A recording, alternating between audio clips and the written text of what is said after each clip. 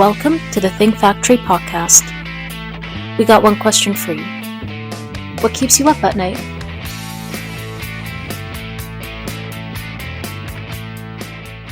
Hello and welcome to the Women's Roundtable podcast, powered by the Think Factory, where we learn how women think big and grow their business. My name is Susan Kleiner. I'm a partner with Outside General Counsel Solutions, and I'm the host of today's episode. I'm happy to have with me here today Stacy McCormack from 2020 Public Affairs. Stacy is an experienced government affairs professional who thrives in complex political environments. She has expertise in running political and issue-based campaigns using public opinion research and strategic message development. Before being in part of 2020 Public Affairs, she was most recently the Director of Government Relations at the Nature Conservancy, the largest environmental organization in the world. Before that, she was the Director of Conservation Finance and Government Affairs with the Trust for Public Land, a national conservation group. She's the founder of the statewide organization Ag in the City, supporting urban agriculture and food access, now a program of Rutgers University. She holds a bachelor's degree from Seton Hall University and a master's degree in environmental policy studies from New Jersey Institute of Technology. Welcome, Stacy, to the podcast. Thank you. Thank you, Susan.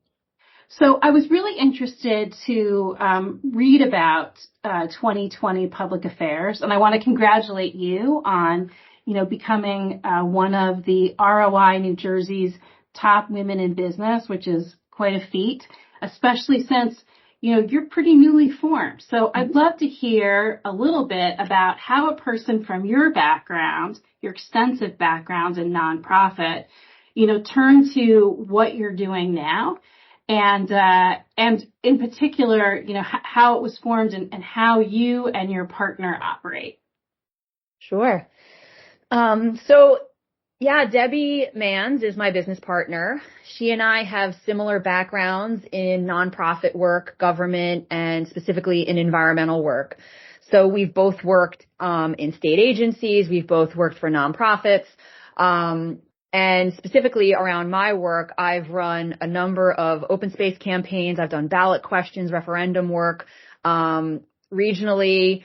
And in New Jersey, I worked specifically on the Keep It Green campaign, securing open space funding in New Jersey. So I'm very passionate about environmental issues, specifically urban environmental issues. You saw I ran an organization called Ag in the City, which focused on community garden, urban ag work around the state, working with a number of different small community garden groups, food organizations, and then Rutgers began to take that over as almost like a whole program. So, specific to my background is a little bit more on like the urban environmental work. Debbie also has a similar background. She's an attorney. She worked for New York, New Jersey Baykeeper, and she's done a lot of work in the Bay around cleanups and other things like that. During the pandemic, Debbie was the deputy commissioner at DEP and left, in the summer of 2020, I guess, right in the heart of the pandemic. And we got on the phone together and we were talking about next steps, and we decided to form 2020 Public Affairs. There's a little bit, if you look at the website, around 2020 vision. It was the anniversary of the women's right to vote, sort of like women in politics, and 2020 was quite a year, I would say. So we just a little bit of a moment in time. So we decided to start the firm. And one of the things that Debbie had talked, we had talked extensively about, but specifically around her work, was community engagement and public participation and the value of doing it correctly. Coming out of DEP, especially around the environmental justice rules, where they're now requiring, public participation. There's a ton of work that goes on in the community, infrastructure work, on the ground projects that require outreach, stakeholdering, community engagement, public participation, whatever you want to phrase it. And we talked a lot about the value of that work. Projects coming into the community that often end up with a backlash could have been rolled out differently. So that had become a big piece of the work. I mean, for me personally, I love government affairs. I love lobbying. I do a lot of, environmental lobbying, ballot question work I had done.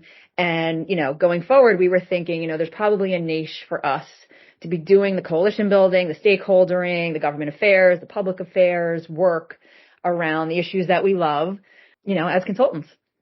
Yeah, I mean, what an amazing transition. One of the things that I really enjoyed, reading about on your website and talking to you, and I think probably is, your secret to success, or at least one of them, your secret sauce, is your collaborative approach, which I think it's collaborative on multiple levels, in terms of, how you collaborate with each other, your team collaborates, but also how you are able to bring in stakeholders that ordinarily would not mix. So I'd love to hear some more about that and, how it is that you got to that point. Well, I can tell you that, I think at this moment in time, people are very siloed. I look at the coalitions that generally are built, and they're built around the issue area that you're passionate about. And then you invite all the other people who are also passionate about your issue and agree with you onto your coalition. And that is just not going to get you very far. Right. So, I really value bringing in, I'll give you an example of a coalition that Debbie worked on around, clean water. There was a ton of money out there for water infrastructure. And so she had worked on a coalition with labor and environmental groups to sort of secure that funding for New Jersey. A lot of times the labor groups and the environmental groups don't sit at the same table, but we've got to start to build coalitions that don't just allow you to sit around with your friends. Do you find yourself having to kind of have discussions with the various stakeholders, to kind of incentivize them or make them feel more comfortable sitting in a room with people that, they're normally not going to be on the same side of the table with? I think the key to bringing people together is to not just go at the thing you don't get along about, right? We all know what the big elephant in the room is, and maybe it's that clean energy isn't providing the jobs for the labor community that we're all saying it does. And the labor folks are like, no, they're not there. So I would say if you're going to bring people together, you don't bring them together to fight it out. You bring them together to just listen. I mean, that could be the actual outcome of the first conversation. You don't have to resolve. You don't have to put together an agenda that is going to work for both of you going forward. You might just want to hear people out. I mean, that's a really good outcome. Just listening, right? People want to be heard. And that's interesting, too, when you talk about how part of what you do is with community building. I mean, is that a big part of, what you do for your stakeholders when you're going out there and talking to the community and, moving that forward? For us, the stakeholdering work is to really identify for people. I mean, I'll give you an example. We're working on a project in New York City around the rollout of a new building code. And the department, I think wants to just do what they do, right? So the agency, the department is just going to roll out the code, talk to who they talk to. But there's a ton of groups. There's community groups. There's private property owners on the waterfront. We'll use this specifically, who need to be engaged so that there's no surprise at the end, right? There's local elected officials. There's construction workers. There's people who are implementing the code. There are people who are going to be politically on the hook for this code.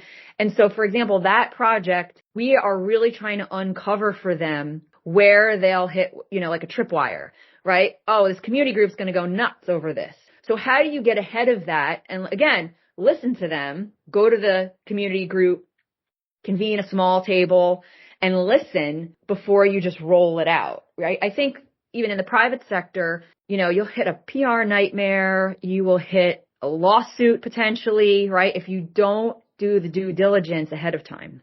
I love the idea of listening, maybe without suggesting or pushing forward your solution. The first part is really just listening. And I think that that's kind of a radically different approach in terms of let's steamroll what we want forward and let's really listen. It reminds me of the old video. I don't know if you ever saw it. The woman who she talks about, it's not about the nail. Do you remember that video if you've ever seen it? Oh, I'm sorry. Well, you should watch it. It's a really funny video and it talks about how, what we want is to really be listened to versus being offered suggestions. So right. I think that that's kind of a core value that you've been able to really embrace in your business, which is, terrific. And I think probably sets you apart so much from, other people who do this type of policy work. I wanted to talk to you a little bit because I'm really interested in talking about nonprofits and nonprofit work. And, I know that I've done some reading lately that talks about how, in this country, women, nonprofits are composed probably 70% women, and yet they're not holding those leadership positions. And I know that also with nonprofits, there's this tendency where, because you work in a nonprofit, you're going to take a 20 to 30% pay cut. And I know that you have experience right in this area, and I know that you have some pretty passionate beliefs. So I just invite you to talk a little bit about that because I think it's a really valuable discussion. Yeah. I spent a career working in nonprofit. I went, as you mentioned, to school for political science and environmental policy, right? So I was a straight shot right into doing environmental advocacy work and work that I felt really good about, and very passionate about. And I can tell you the numbers were never there, right? And as you get older and older, I think you need to just be really honest with yourself. And I don't care if your number is $500,000 because you have 2 kids and maybe your husband's out of work, but that's the number. And the numbers don't lie and they don't change. And over time, they get harder and harder to hit. So, my thing right now is you can do good work working in the private sector. It's not an either or. You can do good work. You can do work you're passionate about. You also don't have to work in an environmental, or whatever, you're passionate about company area that's just focused on that, but you can bring that to the table. So I just sometimes feel like people limit themselves because they're like passionate about this work. Meanwhile, they're just drowning in debt. And I don't know how you continue to serve and give back when you can't keep your head above water. Yeah, I sort of feel like standing up and say, preach to the people in the back. It's really not as black and white as people make it out to be.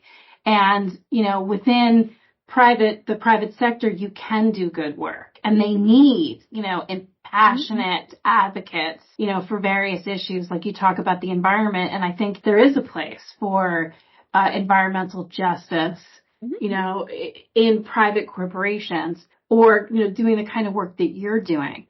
But it's also okay to get paid for it, correct? Like I think that when women go to nonprofits, you're accepting a lesser salary because you feel so good about the work. And maybe in your 20s, your 30s, right, it's okay because you'll live with roommates and everything else. But as you're trying to go on and build your life and your security, like you said, kids in college, I think there's no shame in making money. And I know, we talked about that. Mm-hmm. There's no shame in making money because you get to decide where your money goes. So if you want to make all your money and go give it all away, great. But if you're not making enough money to keep yourself healthy, to keep yourself well, to keep your mental health, I don't know what you're doing in a service area. So do you find yourself, now that you've made this transition and it's been 4 years, do you reach out to your former colleagues and talk to them about that? Like, do you find yourself getting more and more calls about what life is like on the other side? I have had honest conversations with women who say, I'm looking for my next move. Maybe it's just because I'm a little bit older, right, and further on in my career. So, okay, looking for my next move. And I'll say, well, how much money do you have to make? That dictates your next move. Not like, well, I love this activity, so I want to do more of this activity. Well, how are you going to pay your bills? Exactly. So I've had conversations with people who are like, well, tell me what your number is, and then we figure out where you go for your next move. Career move. These are not charitable moves. These are career moves and money-making moves. But if you can't tell me how much money you need to make based on your bills, where you want to live, hey, maybe I want to go on a vacation every year. And I don't care if it's a mission-driven vacation, but a vacation. That is not extravagant. 1 vacation a year, paying all of your bills, buying good, healthy food, health insurance. These are not like over the top. But if you can't tell me what those numbers are, how am I going to help you make your next career move? And that's so different, I think, than, I don't think we learn this in college, right? Or when you went and got a master's degree, certainly when I went to get a law degree, they're not talking to us about these things. And I know for me, when I was younger, I really did see things as being black and white. And it's really all just shades of gray. So I'm curious too, like, given your history, your career, is there some advice that you would go back to give your younger self? Yeah, do the numbers. Do the numbers early on. Make a decision about the life you want to live. Be strategic. Set goals. Life goes pretty quickly and things don't just materialize on their own. So, if you're not pursuing the money, if you're not pursuing the healthy lifestyle, it's not just going to appear. Right. You have to work for those things.